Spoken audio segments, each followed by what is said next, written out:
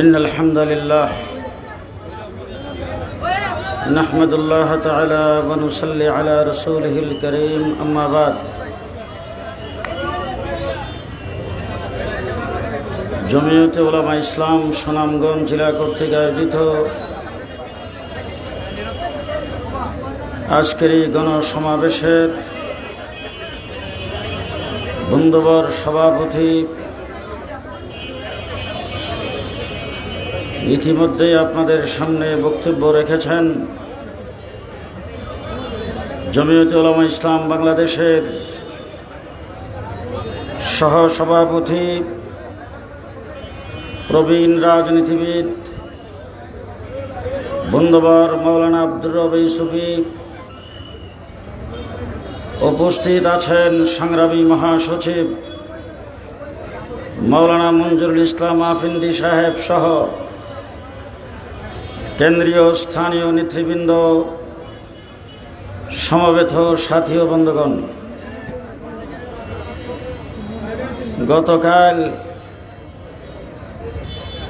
জোহরের নামাজের পরে দিনাজপুরে প্রোগ্রাম ছিল, রাত্রে ছিলাম গাইবান্ধা, সকাল 9টায় ঢাকায় পড়ছি। এরপরে আপনাদের সুনামগঞ্জ পর্যন্ত আসার ইতিহাস বর্ণনা করলে সামনের রাত্রটা পুরোটা লাগবে। গত 15টা বছর বাংলাদেশে যারা সবচাইতে বেশি নির্যাতিত হয়েছে তারা হলো এদেশের আলেম সমাজ। কোনো মসজিদের ইমামের মেহরাব নিরাপদ ছিল না, কোনো খতিবের মিম্বর নিরাপদ ছিল না, বাংলাদেশে কোনো ওয়াজ মাহফিল ইসলামী সম্মেলনের স্টেজ নিরাপদ ছিল না। দেশটাকে শেষ করে দেওয়ার জন্যে, দেশের মানুষকে জিম্মি করে স্বাধীনতার সার্বভৌমত্বকে নস্যাৎ করার জন্যে, দেশের প্রতিরক্ষা ব্যবস্থাকে ধ্বংস করার জন্যে 2009 সালে পিলখানায় আমার বাংলাদেশের 57 জন আর্মি অফিসারকে এক রাত্রে হত্যা করা হয়েছে।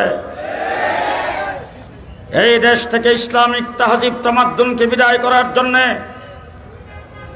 আলেম উলামায়ে কেরামকে এই দেশ থেকে নিচ্ছিন্ন করার জন্যে, মাদ্রাসা মসজিদকে বন্ধ করে দেওয়ার জন্যে শাপলা চত্বরে আলেম উলামায়ে কেরামের উপর নির্বিচারে গুলি চালায় হাজার হাজার আলেমকে হত্যা করা হয়েছে।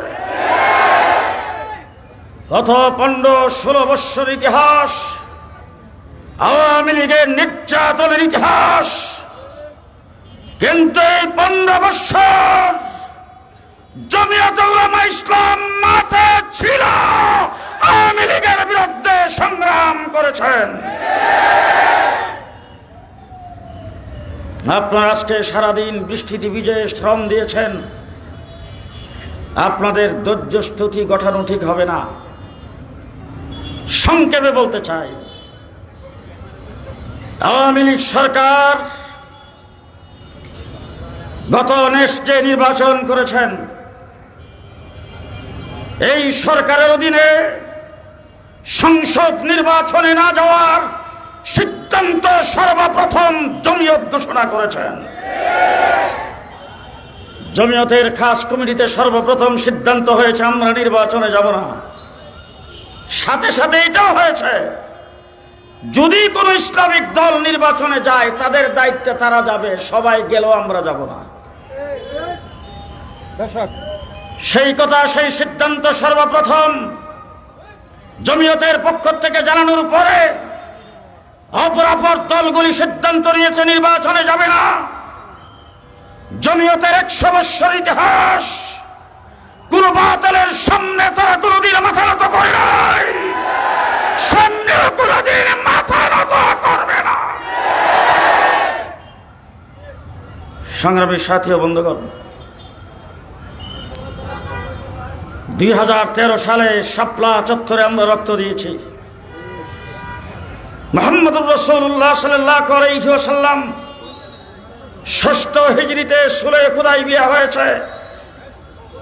10টা শর্তে মক্কাবাসীদের সাথে রাসূল সুলহ করেছেন। 10টার মধ্যে 9টাই ছিল ইসলামের সাথে সাংঘর্ষিক। কিন্তু সেই সুলহ হওয়ার পরে হযরত ওমর ইবনুল খাত্তাব রাদিয়াল্লাহু তাআলা আনহু পর্যন্ত মানতে পারে নাই। আল্লাহ তাবারক ওয়া তাআলা ঘোষণা করেছেন, ইন্না ফাতাহনা লাকা ফাতহাম মুবিনা। 8ম হিজরিতে ফতে মক্কা হয়েছে। আজকে সুনামগঞ্জের মাটিতে দাঁড়িয়ে বলতে চাই, কলেজ ইউনিভার্সিটির ছাত্র যারা আন্দোলন করেছ, জেনে রাখো আওয়ামী লীগের বিদায়ের ঘণ্টা 2013 সালে বেজে গেছে, বাস্তবায়ন হয়েছে 24 সালে।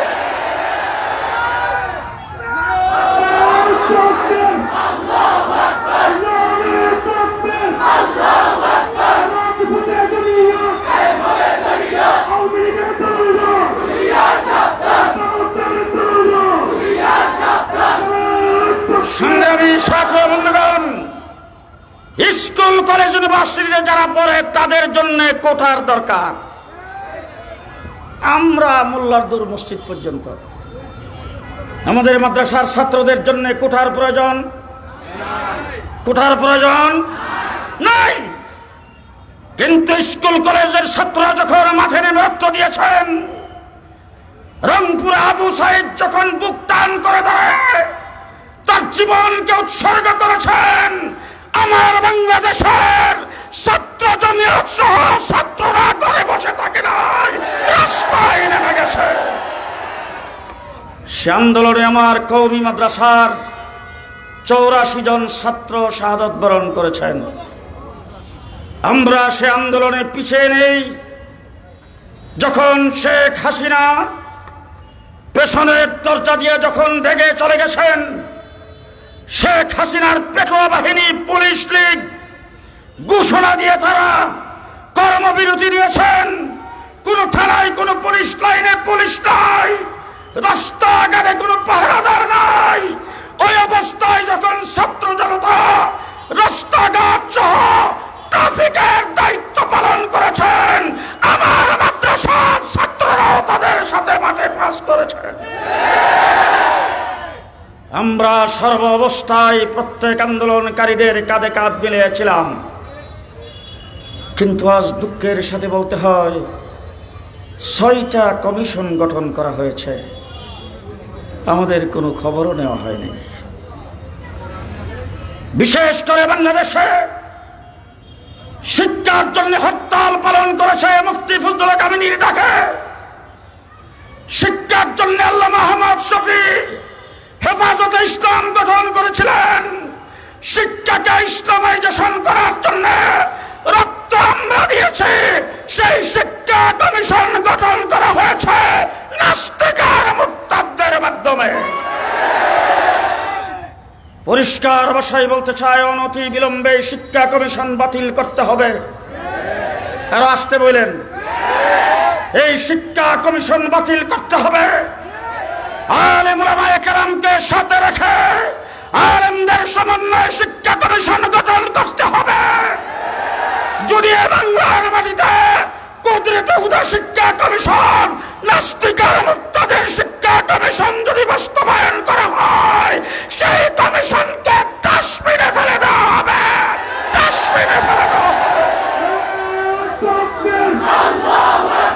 শিক্ষা নিয়ে দুর্নীতি চলবে না, চলবে না, চলবে না। শিক্ষা নিয়ে দুর্নীতি, শিক্ষা নিয়ে দুর্নীতি চলবে না, চলবে না। আমার নতুন বাংলায়, আমার নতুন সংগ্রামী সাথী ও বন্ধুগণ, আওয়ামী সরকারের আমলে আন্দোলন করেছি ট্রান্সজেন্ডারের বিরুদ্ধে। আমি পেশার সরকারের বিরুদ্ধে আন্দোলন করেছি, সমকামিতার বিরুদ্ধে। আজকে পেপার পত্রিকায় দেখি, বিশেষ করে প্রথম আলো রিপোর্ট করেছেন, সমকামিতাকে বৈধতা দেওয়ার জন্য, ট্রান্সজেন্ডার সেই বিষয়কে বৈধতা দেওয়ার জন্য আজকে বর্তমান তত্ত্বাবধায়ক সরকারের কাছে আবেদন জানিয়েছেন এবং সেই কাজটি আজকে চলমান রয়েছে। বাংলার মাটিতে সমকামিতাকে বৈধতা দিতে আসবেন, ট্রান্সজেন্ডারকে বৈধতা দিতে আসবেন। এদেশের তৌহিদি জনতা পিটায়া তখতা বানিয়ে দেবে, তখতা বানিয়ে দেবে।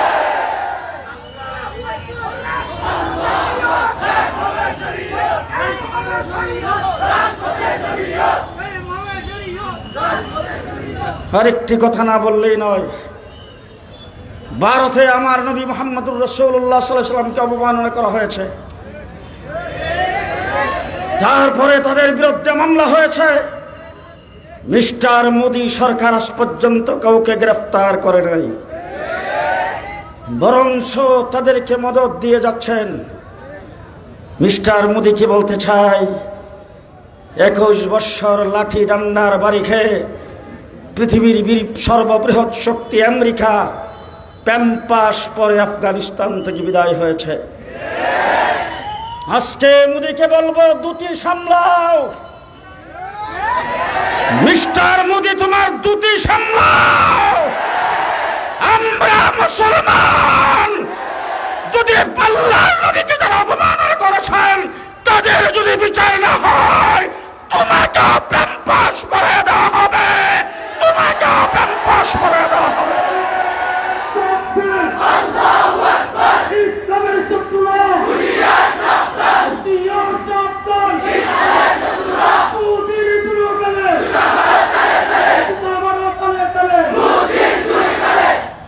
শুনতে পেরেছি গত আগস্ট মাসের 2 তারিখে হাসিনা বিদায় হয়েছে 5 তারিখ। 2 তারিখে আপনারা এখানে একটা সমাবেশ করতে চেয়েছিলেন, সেই সমাবেশটা করতে দেই নাই। 3 তারিখে যারা দেয় নাই তারা আজকে কোথায় কোথায়? যারা আন্দাউল ক্রিজ রড দিয়ে রাস্তায় ঘোরাফেরা করেছেন পুলিশের সাথে, তোমাদের সাংগঠনিক কোনো শক্তি নাই, তোমাদের সাংগঠনিক কোনো দিক নাই। তোমরা বাংলাদেশে ত্রাসের রাজত্ব কায়েম করেছ, তোমাদের তৈরি পেটোয়া বাহিনী পুলিশ লীগের মাধ্যমে তাদের অস্ত্রের বাহাদুরিতে। আজকে তুলা রাশি দিয়া বাড়ি সালাম দিলেও তোমাদের কাউকে দেখা যায় না। আজ তোমরা কোথায়? কথা কথাই বলতা খেলা হবে, খেলার জন্য সুনামগঞ্জ এসেছি, বাবার বেটা হইলে আসো। পরিষ্কার ভাষায় বলতে চাই, হাসিনা গেছে কোথায়? জি, লন্ডনে শেখ হাসিনার বোনের বাড়ি বাগনি, সেখানকার এমপি হয়ে বাগনি চেষ্টা করে তার আশ্রয়স্থান করতে পারে নাই। শেখ হাসিনার ছেলে তার মেয়ে আমেরিকার নাগরিকত্ব পেয়ে শেখ হাসিনার বাসায় আহালে কিতাব বিয়ে করেছেন। সেই সাদা চামড়ার খ্রিস্টানকে ভাড়া নিয়েছেন, সেটা বিয়া নয়।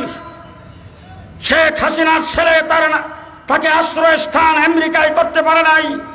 কানাডা, অস্ট্রেলিয়া, ইউরোপের কোন দেশ তাকে আশ্রয় দেয় নাই। মোদি তাকে আশ্রয় দিয়েছেন। পরিষ্কার ভাষায় বলতে চাই, মোদি যদি বাংলাদেশের বিরুদ্ধে হাসিনার সঙ্গে কারসাজি করে ষড়যন্ত্র করে, সামনের নির্বাচনে নৌকা মার্কা যদি বাংলার মাটিতে কোথাও দেখা যায়, সেই নৌকাকে চালায়া দিতে হবে, চালায়া দিতে হবে।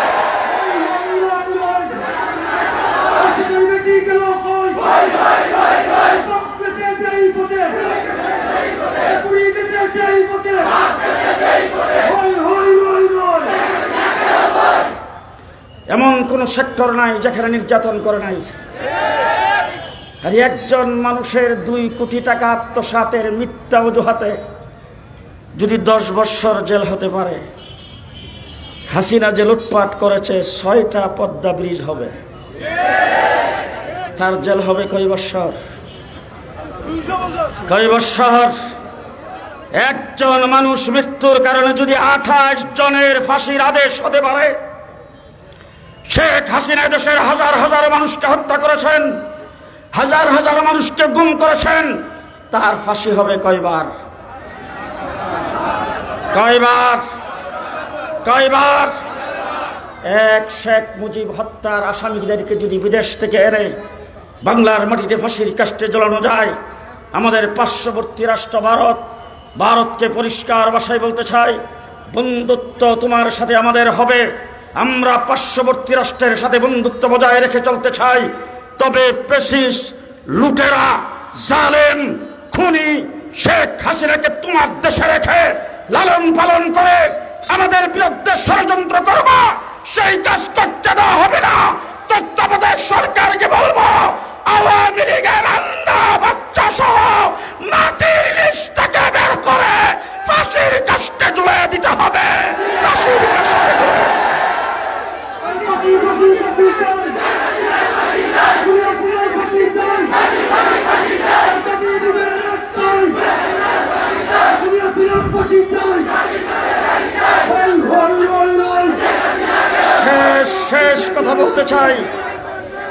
শেষ কথা বলতে চাই, হাসিনা ভারতে যাওয়ার পরে সর্বপ্রথম হাতিয়ার ছিল দেশের সংখ্যালঘু।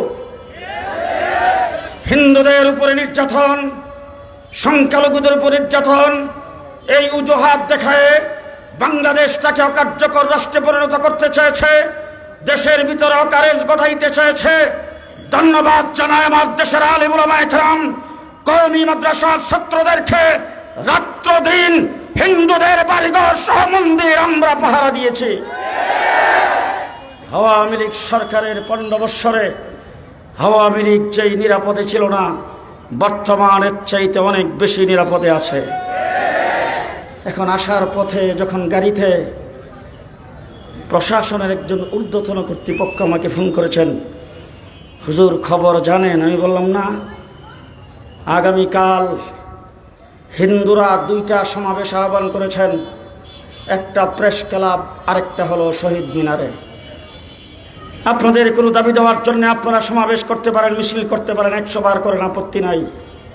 কিন্তু বাংলাদেশে আপনাদের উপরে কোনো মিথ্যা অজুহাতে বাংলার মাটি যদি পানিগুলা করতে চান, এদেশের শান্তি শৃঙ্খলা যদি বিঘ্নিত করতে চান, পরিষ্কার ভাষায় বলে দিচ্ছি, বাংলার জনগণ সেটা মেনে নেবে না। যদি আল্লাহর নবীকে যারা অবমাননা করেছেন, তাদের পক্ষে অবলম্বন করে একটা শব্দ বাংলাদেশে করেন, পরিষ্কার বুড়িগঙ্গায় ফেলে দেওয়া হবে, বুড়িগঙ্গায় ফেলে দেওয়া হবে। নাসরুম মিনাল্লাহ, ফাতহুন করিব, ওয়াবাশশিরিল মুমিনিন। আসসালামু আলাইকুম ওয়া রাহমাতুল্লাহি ওয়া বারাকাতুহু।